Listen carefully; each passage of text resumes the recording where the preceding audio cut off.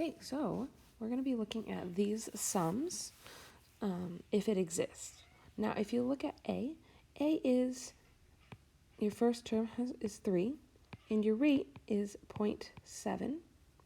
Since our rate is less than 1, we can go ahead and use our infinite geometric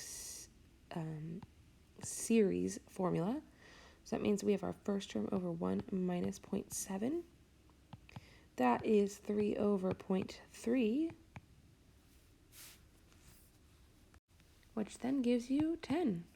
So if we were to graph however many terms of this piece, we would see that it would get closer and closer and closer to 10.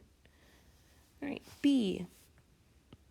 We need to look at what our multiplier is. Our multiplier is 3 times 3 times 3. So our rate is 3.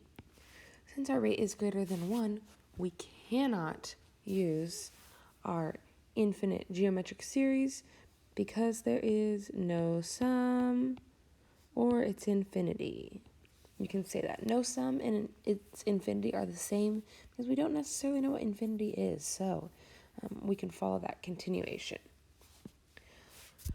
All right, now, as always, fractions look scary, but don't be frightened.